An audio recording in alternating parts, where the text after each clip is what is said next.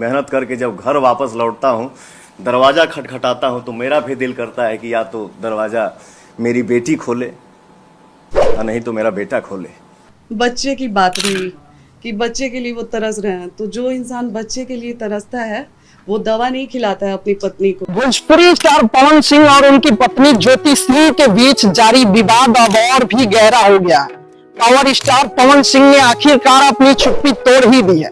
पत्नी ज्योति सिंह के गंभीर आरोपों के बाद कल पवन सिंह ने लाइव प्रेस कॉन्फ्रेंस पर अपनी बात रखी है और कई बड़े खुलासे किए हैं। तो चलिए उस वीडियो को थोड़ा प्ले करके आपको दिखाते हैं। ज्योति जी के पिताजी राम बाबू सिंह जी लखनऊ आते हैं, हमारी उनकी मुलाकात होती है तो उनके पिताजी बोलते हैं कि पवन जी, आप हमारी बेटी को विधायिका बना दीजिए, इसके बाद आपको उसको रखना होगा रखिएगा, छोड़ना होगा छोड़ दीजिएगा।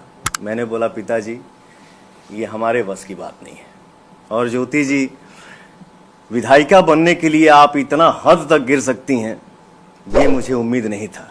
खैर, आपको जो करना है सो करिए, आपको जितना बोलना है बोलिए, आपको जितना गिरना है गिरिए, लेकिन मैं मर्यादा से बाहर नहीं जा सकता क्योंकि ये मेरे माँ बाप का दिया हुआ संस्कार है। मैं मीटिंग के लिए निकलता हूँ सर, मीटिंग करता हूँ, मेरा मोबाइल 2-2.5 घंटा मेरे से दूर रहा। मीटिंग करके फ्री होके जब मैं गाड़ी में बैठा तो मेरा मोबाइल मेरे हाथ में आया। मैं मोबाइल चेक करने लगा, मुझे फ़ोन आता है कि भैया घर पे ऐसे ऐसे हो गया है। मैंने लाइव ही देखा तो मैंने ये सोचा कि अभी फ़िलहाल घर पे जाना मेरा उचित नहीं है।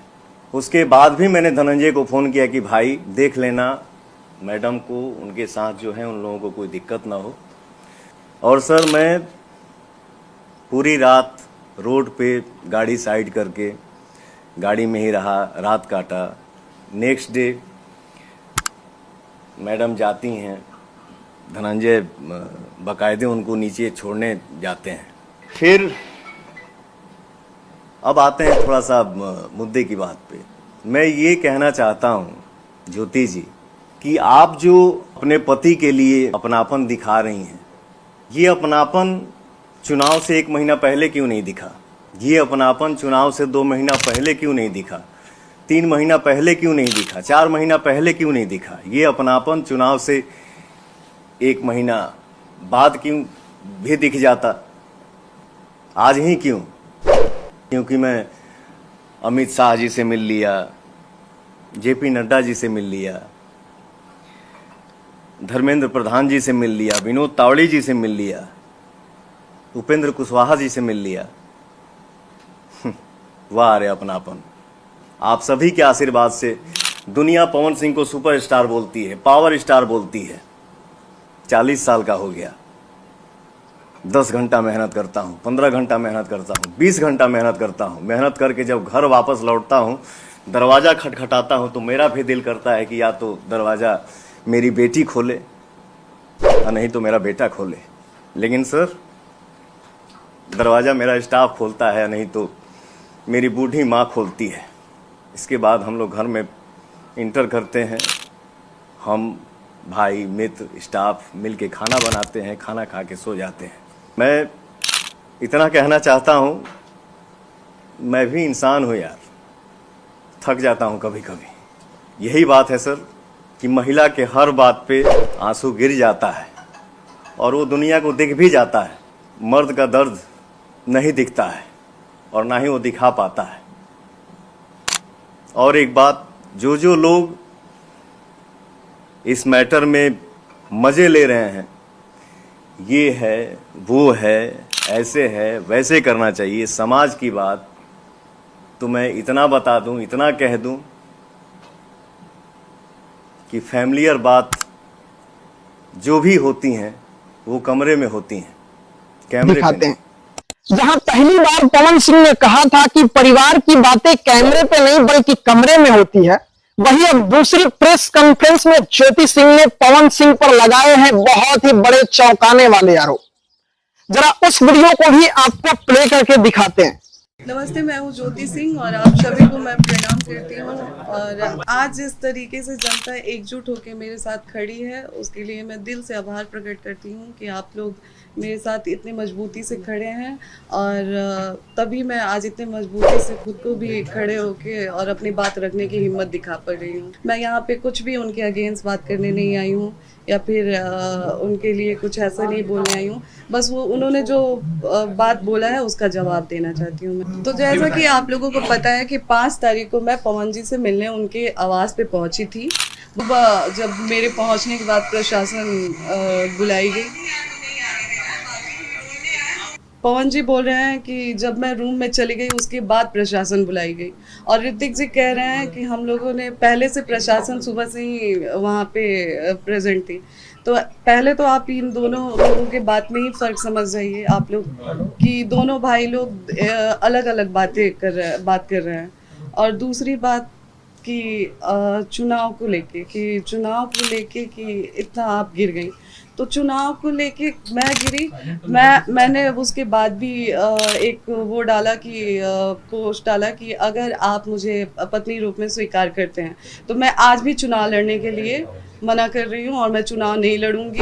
मैं यहाँ तक भी बोल रही हूँ कि अगर आप मुझे बोलेंगे कि आप अपने परिवार से रिश्ता ख़त्म कर दीजिए, आपके साथ अगर आप मेरे साथ ये भी कंडीशन रखते हैं कि आप अपने परिवार से नहीं मिलेंगी, आप अपने मायके नहीं जाएंगी, तो मैं वो भी करने के लिए तैयार हूँ। चुनाव नहीं लड़ेंगी, मैं वो भी करने के लिए तैयार हूँ, लेकिन शर्तें कि आप मुझे पत्नी के रूप में स्वीकार करिए तब। और चुनाव की बात तो आप लोग ही बताएं कि 15 साल से पार्टी में स्टार प्रचारक के रूप में पवन जी ने काम किया है।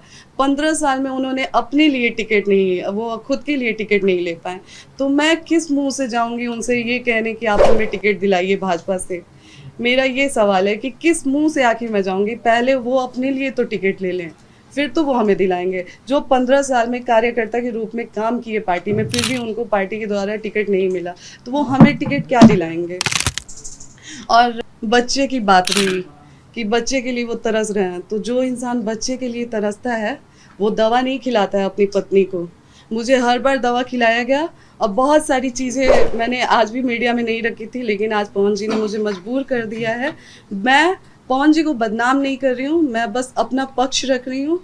खुद के बारे में जो चीज़ें हैं वो मैं आज मीडिया में रख रही हूँ। पवन जी द्वारा मुझे जब दवा खिलाया जाता था, उस चीज़ के विरोध में जब मैं बोलती थी तो मुझे इतना टॉर्चर किया गया कि मैंने स्लीपिंग पिल्स खा लिया था, नींद की गोली।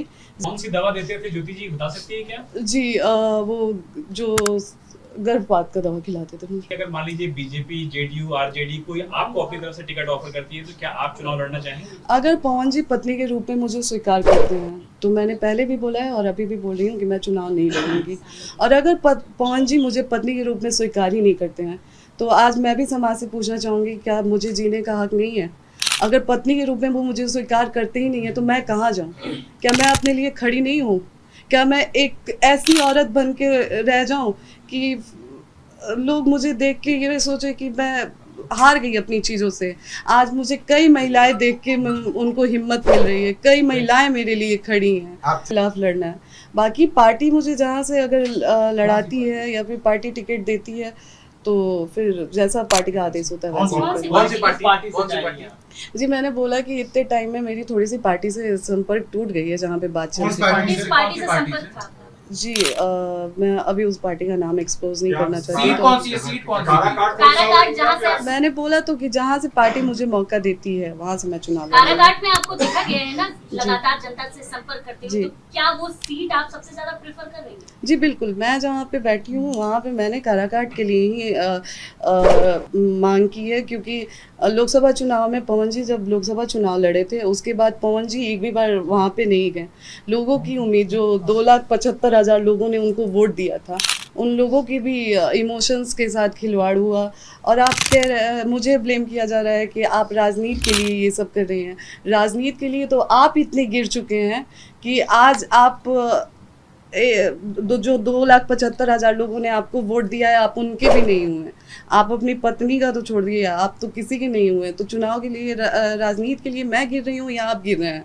तो एक सवाल मैं चाहूंगी कि जनता मेरे तरफ से पूछे, और मैं आग्रह करूंगी जनता से कि एक सवाल मेरे तरफ से जनता द्वारा पूछा जाए कि क्या जब वो लोकसभा चुनाव में मुझे बुलाए थे उस समय कोर्ट में मामला नहीं था? क्या जब दोबारा मेरे मांग में सिंदूर डाला गया उस समय कोर्ट में मामला नहीं था? क्या दोबारा जब पति पत्नी की तरह मुझे रखा गया उस समय चुनाव में मामला नहीं था? क्या जब लोकसभा चुनाव से पहले पवन जी मुझे अपने फ्लैट पे लेके गए उस समय कोर्ट में मामला नहीं था? क्या जब दोबारा पवन जी चुनाव के बाद मुझे 20 दिन 25 दिन लाके अपने घर में रखे उस समय कोर्ट में मामला नहीं था? और रही बात पति को याद करने की, आज मैं पति को याद कर रही हूँ, तो मैं आज से उनसे संपर्क करने की कोशिश नहीं कर रही हूँ, मैं बहुत पहले से संपर्क करने की कोशिश कर रही हूँ, लेकिन कभी उनके भाई द्वारा दुत्कार दिया जाता है, कभी उनके मतलब उनकी फैमिली से भी मैं कांटेक्ट, पवन जी से मेरी बात होती नहीं है, पवन जी मेरा फ़ोन उठाते नहीं है, और मैं किसी और से बात करने की कोशिश करती हूँ तो वो लोग मुझसे इस तरीके से बात करते हैं कि डाइवोर्स हमारी तरफ से नहीं फाइल हुआ है, डाइवोर्स पवन जी की तरफ से फाइल किया गया है। हमारी तरफ से शुरू से ही मैं लगी थी कि अपना रिश्ता बचा लूँ। हाँ, जब डाइवोर्स फाइल हुआ था तो मैं मुझे भी हो गया कि चलो, मैं उस समय शांत हो गई कि उन्होंने डाइवोर्स फाइल कर दिया, वो नहीं रखना चाहते हैं, तो कब तक मैं ये चीजों को वो करूं, कब तक मैं झेलूं, तो मैं शांत हो गई थी। इस विवाद ने भोजपुरी इंडस्ट्री और राजनीतिक दोनों में हलचल मचा दिया है। एक तरफ पति का कहना है कि परिवार की बातें घर में रहे, तो दूसरी तरफ पत्नी का कहना है कि सच छिपाना भी गुनाह है। अब देखना होगा कि इस रिश्ते का अगला अध्याय क्या मोड़ लेता है, सुलह या अदालत। आपके मुताबिक कौन सही है, पवन या ज्योति? कमेंट करके आप जरूर बताइएगा। अगर वीडियो पसंद आया हो तो वीडियो को लाइक कीजिए, चैनल पे नए हो तो सब्सक्राइब करके बेल आइकन को प्रेस कर लेना, ताकि जो भी वीडियो अपलोड करूं आपके पास तुरंत उसका नोटिफिकेशन जाए। मिलते हैं फिर किसी नेक्स्ट वीडियो में, तब तक के लिए जय हिंद, वंदे मातरम।